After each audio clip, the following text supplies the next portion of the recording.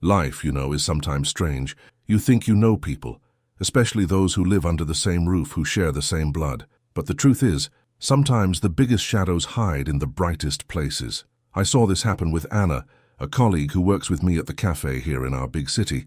She's one of those people who look you in the eyes and convey a strength you can't imagine where it comes from until you know her story. And Anna's story, well, it's one of those that make you question everything you thought you knew about family and love. If you like these stories, please subscribe to the channel.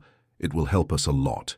Anna always told me that her childhood was a constant rehearsal for adulthood, a stage where she was always the supporting actress. Henry, her older brother, was the star. For as long as she could remember, Anna's existence seemed to be just a frame for his brilliance. "He was the son of the house, she would say, while wiping the cups on the counter, her eyes lost in some distant memory. While he paraded with perfect grades, pride etched on my parents' faces, I was content to be the girl with average grades, the one who scraped by but passed. Henry's intelligence was undeniable, a math prodigy who seemed to absorb all the oxygen in the room. And her parents' favoritism. Oh, that was an abyss so deep that Anna confessed to me that sometimes she felt like she was falling endlessly. I remember her telling me about Henry's 18th birthday. His parents, bursting with pride, gifted him a brand new gleaming car. A real car, the kind you only see in movies. I stood there looking at that shine, at their smiles, and I thought, this is it. This is how they see success, Anna confided, with a lump in her throat. And me, I got a bicycle. A bicycle, can you believe it? It wasn't bad, of course, but it was such a clear, cruel reminder of my place, as if they were saying, he flies, you pedal. It was as if each of Henry's achievements was a hammer driving another nail into the coffin of her self-esteem. She tried to convince herself that she was enough, that a bicycle was practical, healthy, but with each pedal stroke, the weight of comparison suffocated her. Her parents' eyes shone for him, while for her the light was always dimmer, almost imperceptible. The house, she explained, seemed to vibrate with his achievements, each trophy, each report card. And hers? They disappeared in the middle, swallowed up, as if they had never existed. It's painful to think that someone can feel so invisible inside their own home. Amidst all this darkness, there was a beacon, Anna's grandmother. My grandmother was the only one who really saw me, she would say, a melancholic smile appearing on her face.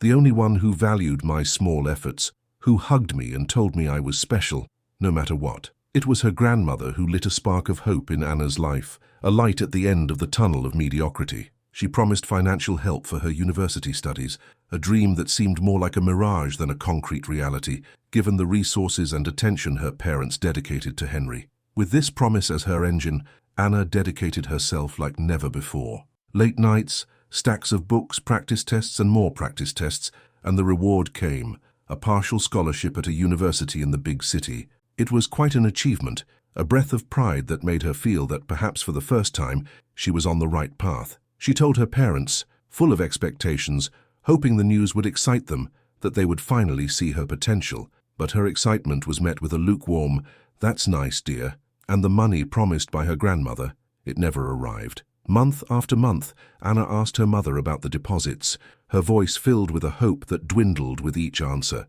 "So your grandmother is going through financial difficulties, dear.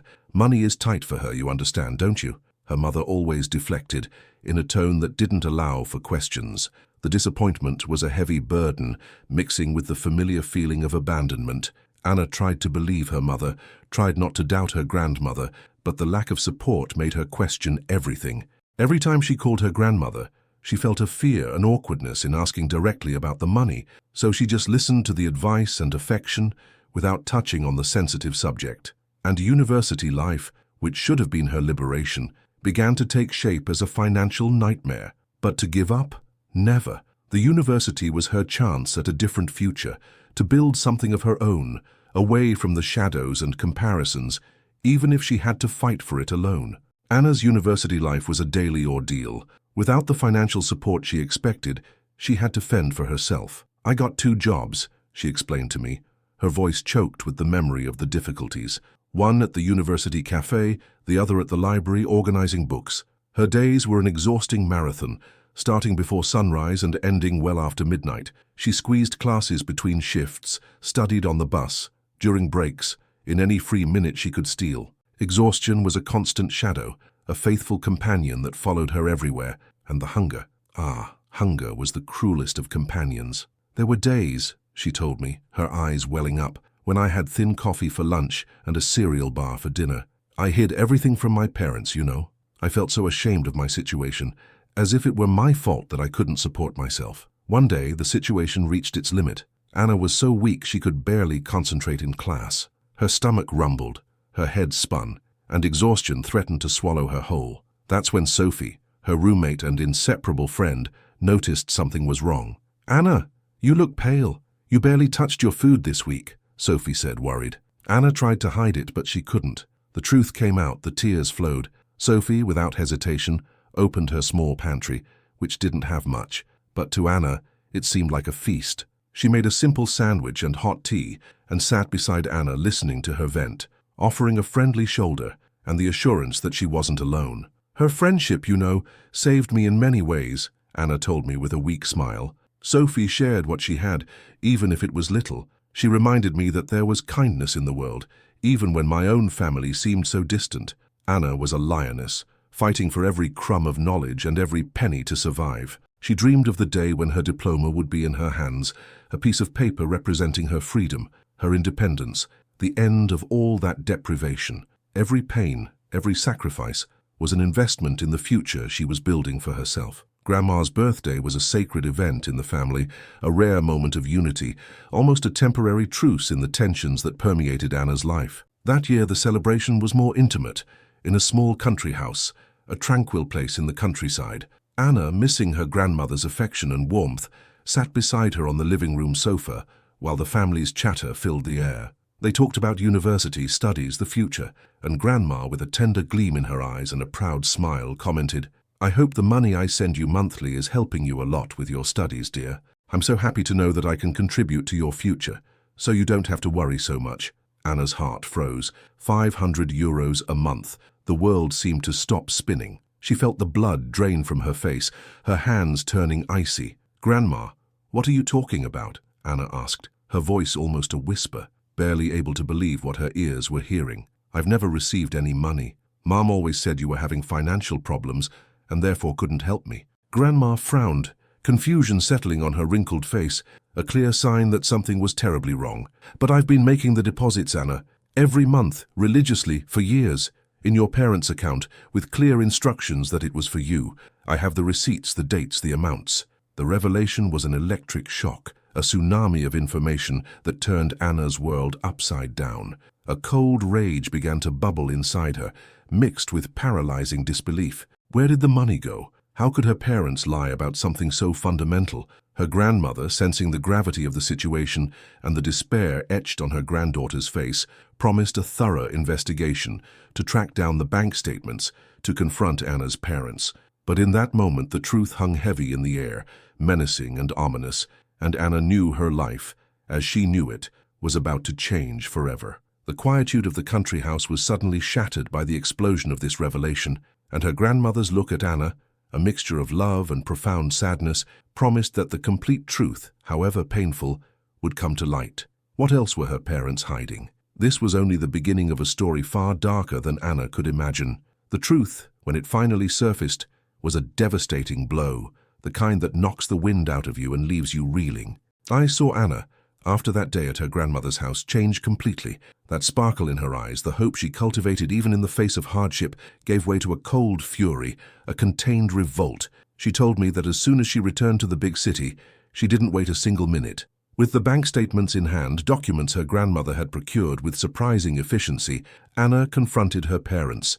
The scene, she said, was heartbreaking. Screams, tears, accusations flying back and forth. "They tried to deny it, you know," Anna explained, her voice choked with the memory. "They said it was a misunderstanding, that the money was saved for an emergency. But the evidence was irrefutable." Cornered with no way out, Anna's parents finally broke down. The confession came haltingly, painfully, revealing a truth even crueler than Anna could have imagined. Her grandmother's money, the money that should have funded her studies, eased her burden, the money that had caused her hunger and deprivation, had been systematically diverted to cover Henry's gambling debts. "They said he'd had this problem since high school," she told me, her eyes fixed on a distant point as if trying to decipher a riddle, "that they'd been hiding it, protecting him from himself." The shock was immense, not only because of the blatant theft, the betrayal of her trust, but because of the discovery of such a dark side of her brother, the genius everyone idolized. The hurt was profound, an open wound that seemed impossible to heal. Her parents tried to justify their actions, claiming they did it out of love for Henry, to save him, to prevent him from sinking further. But to Anna, it was nothing more than a flimsy excuse for their complicity in her suffering. They sacrificed me, my future, because of him.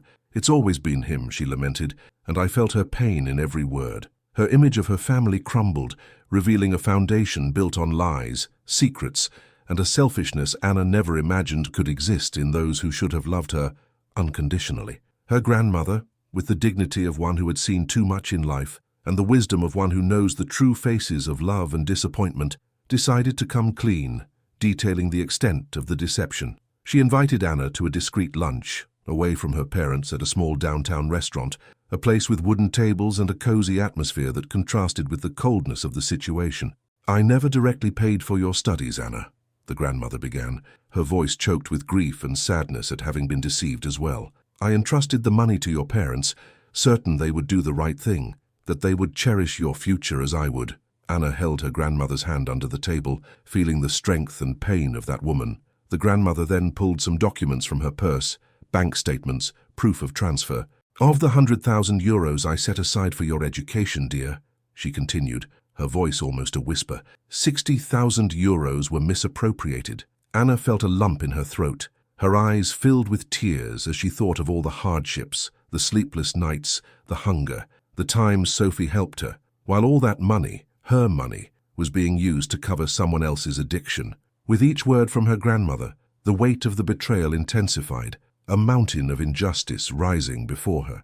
But the worst was yet to come, and the grandmother, visibly shaken, took a sip of water before continuing. "And Henry," she continued, looking at Anna with deep compassion, "he was never at university." Anna felt the ground slip from beneath her feet. Those words echoed in her mind, repeating endlessly. The math genius, the son her parents proudly claimed was attending one of the best universities in the country, was nothing but a facade. The 80,000 euros I gave for his education, for the future they painted so brightly, plus your 500 euros a month, it all went to cover his gambling debts, to hide his problem. The grandmother's voice became a lament. "I thought he was studying, building a bright future, but he was only sinking deeper and deeper, and his parents, instead of really helping him, were only digging a deeper hole for everyone." The parents' favoritism had turned into a dangerous blindness, a complicity that destroyed one son's life and stole the future of another. Anna felt an overwhelming mix of anger, sadness, and a deep sense of emptiness. All her life she had felt insignificant, while Henry was idolized. Now she discovered that this blind adoration had led him to an abyss, and that in the process she herself had been sacrificed on an altar of lies. The grandmother, tears in her eyes, took Anna's hand firmly, promising things would be different from that moment on. This promise, a thread of hope amidst the chaos, would be a turning point in Anna's life. From that lunch with her grandmother, Anna's life took a new direction. Her grandmother, a woman of strength and conviction, didn't hesitate to make a drastic yet necessary decision. "From today, Anna," the grandmother said, with a firmness Anna had never seen before, "I will transfer $2,000 monthly directly to your account. No intermediaries, no excuses." This change was a watershed moment, a 180-degree turn in Anna's life. For the first time, she could breathe financially. The enormous weight she had carried on her shoulders since starting university, the constant worry about the next rent, the next meal, finally disappeared. "It was like I could suddenly breathe deeply again," she told me, her voice filled with palpable relief. With the security of her grandmother's deposits, Anna was able to quit one of her jobs.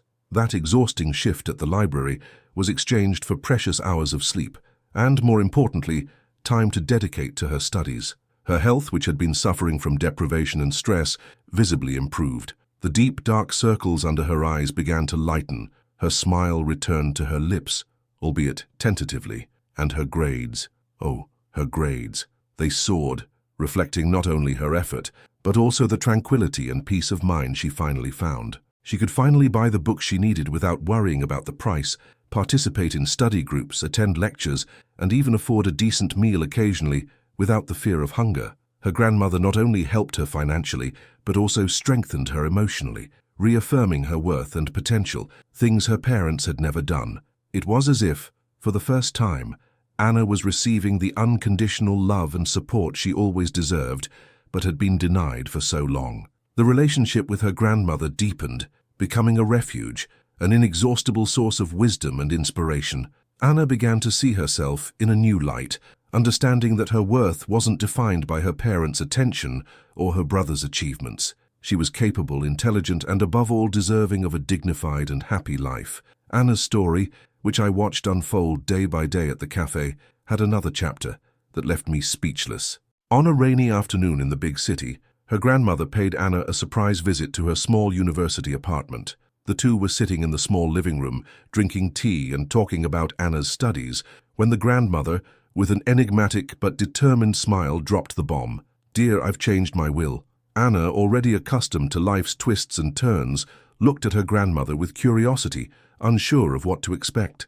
Grandma, her voice soft yet firm, continued, "You are now my sole heir." Silence hung in the air. Anna felt a shiver run down her spine. "Your parents already received their share, 250,000 euros, some years ago. They chose to spend their money as they saw fit. And now, with everything that has happened, I've made my final decision. I cannot allow your future to be compromised again." The news was a shock to Anna, a mixture of overwhelming relief, surprise, and, paradoxically, a pang of sadness for what it meant for her parents. Even after everything, she found herself suddenly in possession of a future she had never imagined, a future of financial security and limitless possibilities that seemed unreal. Grandma explained that, after the discovery of the lies and the embezzlement, she had reassessed all her priorities and how she wanted her legacy to be handled. For her, the most important thing was to ensure that Anna, the granddaughter she loved so much and who had suffered so much, had a secure and prosperous future, something her parents clearly hadn't been able to provide, or worse, had sabotaged. Anna felt immense gratitude for this woman who, amidst so many family disappointments, was the personification of unconditional love and justice. But along with the gratitude came a growing responsibility. She knew that her grandmother's gift wasn't just money, it was an opportunity, a chance to start over, to build the life she had always dreamed of, without the shackles of the past. What would Anna do with this new freedom and this new responsibility? The future, for the first time, seemed infinitely open. News of the change in Grandma's will, as expected, reached Anna's parents like a bomb, unleashing a storm of despair, anger, and above all, deep selfishness. They went to Anna's apartment in the big city, their expressions distraught, their eyes brimming, not with remorse for their actions, but with despair at the loss of what they considered theirs.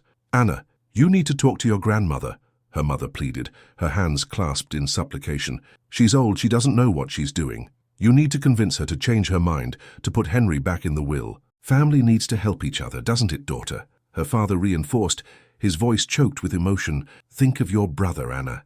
He needs help. What will become of him without Grandma's money?" But Anna, strengthened by past experiences, by the clarity her grandmother had brought her, and by the new self-confidence she was building, didn't give in. I could see, in the way she recounted this part of the story, the strength that radiated from her. With a courage she hardly knew she possessed, Anna confronted them. The words came out of her mouth with surprising calm, but laden with all the pain and anger accumulated over the years. "Do you want me to lie to my grandmother, to manipulate the only person who ever truly cared about me, the only one who helped me when I was starving while you were spending my money on Henry's addiction?"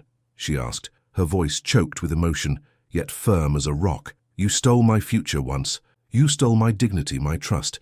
I won't let you steal hers too, and I won't lie for you or for Henry." The confrontation was painful, a brutal reckoning that severed the last thread of respect she held for them. Anna felt a deep sadness for the loss of the family she'd dreamed of, the idealized image that never truly existed. But along with the sadness came an overwhelming sense of freedom, the certainty that by refusing to compromise with their lies, she was finally choosing her own path. She was freeing herself from a legacy of pain and disappointment. What would come after this break? Only time would tell. But one thing was certain: Anna was ready to forge her own destiny. The break with her parents, though painful, was a crucial step for Anna. I remember her telling me, with the air of someone finally able to breathe, "It was like taking a huge weight off my shoulders, you know, a pain I didn't even know I was carrying." From that day on, she channeled all her energy and focus into her studies, and I saw how transformative it was. She became tireless, but in a healthy way, passionate about what she did. Her grades,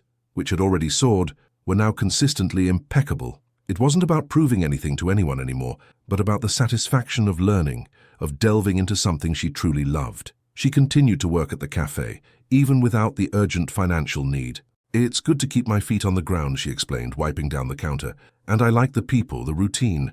It reminds me of where I came from." The truth is, at the cafe, Anna found a community, a place where she was valued for her effort and kindness, not for her grades or what she could give. Her talent and dedication, both at university and at work, did not go unnoticed. The professors in the research department noticed her, and it wasn't long before she was invited to become a research assistant. It was a giant leap, a formal recognition of her intelligence and potential, something she never imagined achieving. She told me, with a wide smile, that she felt like she was opening her own doors, building her own castle brick by brick. As Anna flourished, the reality of her parents and Henry disintegrated. The gambling debts, fueled by years of omission and lies, became unsustainable. I remember Anna telling me, with a tone of resignation, that her parents were forced to sell the family home, the place that once was the setting for her greatest sadness and invisibility. "It was the last vestige of that life, you know," she commented. "That place I saw as the prison of my favoritism was now just a distant memory." Selling the house was a hard blow for her parents, a symbol of the loss of control and the consequences of their choices. They moved to a small apartment in a more remote neighborhood, and Anna confessed to me that communication between them had become almost non-existent, limited to brief formal conversations. As for Henry, the math genius who never made it to university, he hit rock bottom. The pressure of debt, the exposure of his lies, and the loss of the financial support that kept him afloat pushed him to a place where he had no choice but to confront his demons. He finally sought help and was admitted to a rehab clinic in a small village in the countryside, far from the hustle and bustle of the big city. It was a long and painful process, he told Anna. Months after his admission, Anna received a call. It was Henry. His voice, once so full of arrogance and deceit, now sounded weak, broken, but genuine. "Anna, I'm so sorry," he said, and Anna could hear the suppressed crying on the other end of the line. "I'm so sorry for everything, for stealing your future, for being so selfish, for causing so much pain." Anna listened in silence, without anger, without judgment, only with a deep sense of weariness. She didn't respond immediately, but the old resentment began to give way to an understanding, perhaps a glimpse of forgiveness. She understood that he too was a victim of his own choices and his parents' blindness. Henry's apology was a full stop in a long and painful chapter of Anna's life. Not that it erased the scars, but it offered the possibility of a new beginning, however distant. At that moment, sitting at her new desk in the research department, surrounded by books and articles with a book open and a peaceful smile on her face, Anna confessed to me that she felt a peace she had never experienced before. She was no longer fighting ghosts of the past or trying to prove her worth to anyone. Her life was her own, built with her own effort, her resilience, and the unconditional love of her grandmother. She became a reference in the department, an example of dedication and intelligence. She traveled to conferences, published articles, and her academic career took off in a way that far surpassed the expectations her parents once had for Henry. Her grandmother's money, carefully managed, provided her with the security to focus on her dreams without the financial worries that once haunted her. Anna didn't become rich overnight, but she was prosperous in her freedom, in her choices, and in the certainty that she was on the right path. She learned that true inheritance wasn't money, but the ability to rise again, to forgive, if not others, then herself, and to build an authentic future. Anna's story makes me think that sometimes the greatest blessings come disguised as challenges, and that the purest love can emerge from where we least expect it. What do you think? Will her family one day truly reconnect, or will Anna's path be walked alone but free?